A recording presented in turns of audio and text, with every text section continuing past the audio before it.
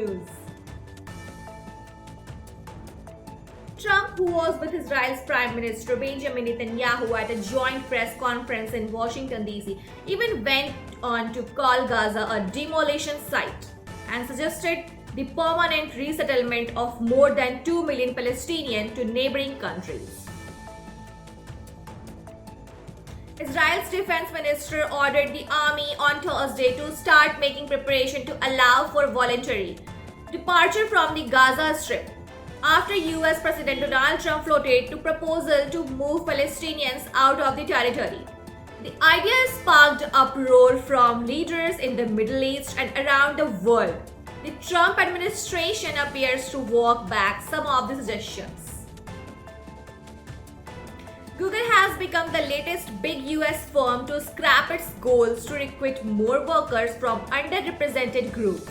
The decision to abandon the diversity, equality, and inclusion DEI recruitment target comes after the company carried out an annual review of its corporate policies. The technology giant is also reviewing some of its other DEI programs. Panama has denied making changes to allow US government vessels to transit the Panama Canal for free, following White House claims it had agreed to such a move. Responding to the comments, the Panama Canal Authority ACP said it was empowered to set tolls and other fees for transiting the canal, adding that it had not made any adjustment to them. To give free medical advice to more people, an Emirate doctor has introduced Neighbor Doctors, an initiative where he responds faster to medical inquiries via the popular messaging platform WhatsApp. Dr. Mansoor Anwar Habib, a distinguished consultant in family medicine and occupational health, observed a substantial rise in requests for medical advice from family and friends post-pandemic. Dr. Mansoor Anwar Habib reported receiving nearly 200 questions in a single day, highlighting the need for easily accessible medical guidance. The Ministry of Human Resources and Emiratization has issued a clarification on the scope of coverage of the newly introduced health insurance package launched on January 1. The package was launched in collaboration with the Federal Authority for Identity, Citizenship, Custom and Port Security and the Ministry of Health and Prevention (ICP), as well as several insurance companies, and provides competitively priced health coverage with minimal treatment cost for private sector employees and domestic workers across the UAE. The UAE's growing asset management sector, coupled with increased investor interest, regulatory advancement, and a rise in family offices and ultra-high net worth individuals, has fueled demand for banking and finance roles.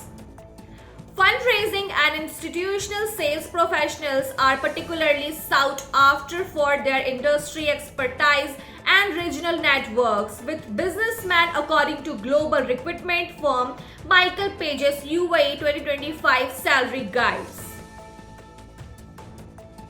Bank of England has cut interest rates from 4.75% to 4.5%, the lowest base rate since June 2023. Cutting the rate makes borrowing cheaper and is intended to boost spending, but a lower rate can lead to smaller returns for savers.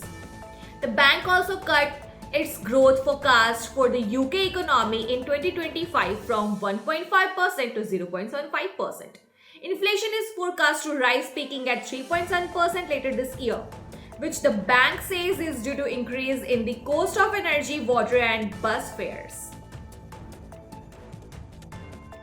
Days after the stampede at the Mahakumbh at Prayagraj, there is an overwhelming belief that the official death toll of 30 killed remain underreported. Chaos erupted at what is considered the largest gathering of humanity when on a full moon night, a crowd broke a police barricade. In the urgency to take a holy dip at an auspicious time, people trampled on sleeping pilgrims as they made their way to the Sangam, the confluence of the river Ganga, Yamuna and Saraswati. Victims, including several injured, were crushed and trampled. The Indian Indian rupee dropped to another lowest ever point today at 23.82 to the dirham, 87.51 against dollar. It also raises the real possibility of the rupee breaching the 24 mark to dirham well before most analysts forecasts. It extends the slide for the INR, which has deepened particularly after early November with the US presidential election and the re-entry of Donald Trump. The dollars has been on a strong footing since, and which has put additional strain in the INR USD. That's all for today news. Thanks for watching us. Don't forget to follow our channel. Stay tuned for more updates. Thank you very much.